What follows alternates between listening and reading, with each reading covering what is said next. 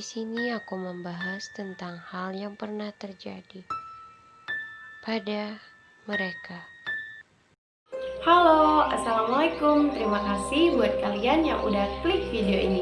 Oke, lanjut ke ceritanya ya. Jadi cerita ini dialami oleh seseorang bernama Syukur. Jadi dia kayak share tentang pengalaman dia. Syukur ini waktu SD itu punya pengalaman yang bisa dibilang nekat banget. Terus kayak efek dari nekat dia itu bikin dia jadi ngerasa kayak terganggu, ketakutan, kayak heran gitu. Si Syukur waktu SD kayak ngumpul-ngumpul nih bareng temennya. Terus biasa ya kalau anak kecil itu kayak suka nantang-nantang, berani ini enggak, terus nanti yang sosok jagoan pasti bilang iya aku berani kok, berani gitu. Jadi benar-benar yang menunjukkan kalau dia itu jagoan gitu. Kalau anak kecil itu biasanya kayak gitu tuh.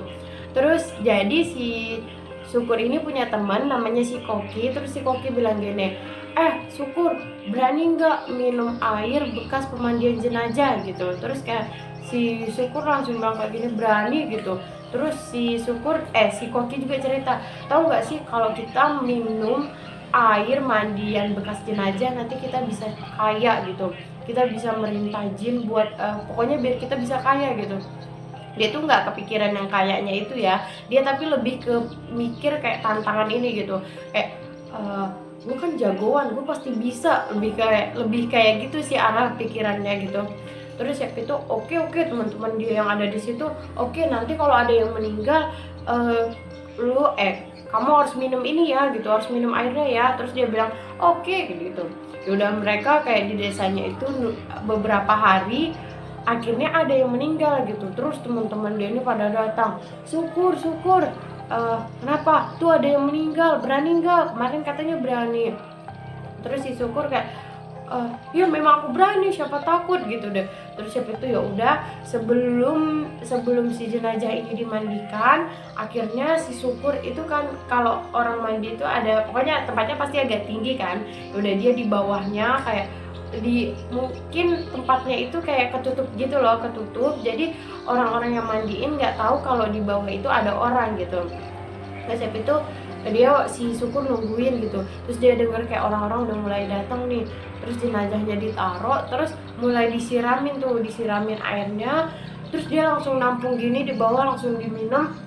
Jorok banget ya, kayak kebayang tuh gini loh, orang mandian bekas jenazah. Kalau jenazah itu kan kalau dimandiin tuh benar-benar semuanya itu dibersihin gitu kan, kayak yang dikorek-korek ya apa gitu. Terus dia tampung, dia hirup itu dihirup gitu, bukan dihirup apa begitu loh. Terus akhirnya tiba-tiba aja dia tuh kayak ngeliat gitu di depan dia ada tongkat kayak emas gitu. Dia ngebentuk bukan kayak emas sih, dia nggak ngejelasin secara detail tapi dibilang itu tongkat gitu. Terus siapa itu pas dia mau ambil tongkatnya, tiba-tiba di samping tongkat itu ada kayak penampakan atau ada jin atau setan pokoknya ya. Dan lidahnya itu panjang banget, dan jinnya itu juga kayak nampungin air mandian bekas jenazah itu loh. Dia lidahnya itu ngejulur gitu sampai kayak gitu udah. Dia juga nampung air dari bekas pemandian jenazah gitu. Terus kayak si Syukur yang langsung oh my god gitu, dia kayak bukan fokus lagi ngambil tongkatnya. Jadi sebelum si Syukur melakukan aksi itu, si Koki udah ngomong gini, tahu nggak nanti kalau kamu minum itu kamu bakal lihat tongkat, dan tongkat itu yang bisa bikin pas kamu ambil bisa nyuruh jinnya gitu. Terus dia kayak udah nggak kepikiran lagi buat ngambil itu tongkat, dia langsung lari gitu ke temen-temennya. Pas dia lari ke temennya, kata Koki, kenapa pucat gitu kan. Terus siapa itu hahaha diketawain sama temennya. Udah diketawain, dia langsung kayak oke gitu. Dia nggak boleh nunjukin kalau diri dia ini takut gitu, aku kan jagoan, aku pemberani gitu. Terus siapa itu tiba-tiba aja tapi dia itu ngelihat di belakang temennya itu kayak ada jin atau penampakan gitu yang kayak keluar gitu loh dari badan temennya. Seandainya badan temennya, terus nanti jinnya itu pada keluar gitu, kayak keluar gitu. Makin banyak dia tuh kayak langsung. Terus dia ngeliat pohon, kok ini apa gitu, kok jadi banyak gini gitu. Dia tuh terus siapa itu Tapi dia nggak yang nangis atau apa gitu minta pulang, enggak, dia langsung kayak ya udah aku berani gitu. Mas Happy itu pas mau sholatin jenazah kan, terus dia masuk ke rumah, jadi disolatinnya itu di rumah si yang meninggal itu. Terus pas disolatin dia langsung ngeliat kayak wah rame banget, bener-bener yang rame gitu loh, kayak orang-orang yang ada di situ tuh 40% orang dan yang lainnya itu jin, pokoknya setan gitu. Sampai 60% yang rumah itu bener-bener penuh, kayak antara orang sholat itu aja ada yang ngisi gitu. Dia kayak langsung banyak banget sih, aduh kayak ngap gitu loh ngeliatnya juga saking banyaknya itu setan. Udah akhirnya dia pulang ke rumah. Pas dia pulang ke rumah tuh kayak jinnya tuh pada ngeliatin gitu. Terus udah ngeliatin dia kan tetap aja jalan terus. Akhirnya setan-setan itu ngikutin dia sampai ke deket rumahnya gitu. Pas dia mau masuk rumahnya, kebetulannya ibunya si Syukur ini lagi sholat. Terus jin-jinnya itu atau setan-setan itu nggak pada ikut gitu, kayak dia masuk rumah terus dia ngintip dari jendela, dia ngeliatin gitu loh. Jadi sebenarnya itu dia ngerasa kalau si setannya itu ngikutin dia karena mereka tahu kalau si Syukur ini bisa ngelihat orang itu gitu. Terus habis itu dia kayak apa ya, dia tuh kayak bingung. Mungkin awalnya dia takut, tapi karena mungkin langsung jreng banyak gitu, dia kayak langsung nggak ada dia menggambarkan dia kayak sampai gemeteran atau apa, enggak, cuma yang mungkin dia heran aja, atau memang karena dia juga masih kecil ya.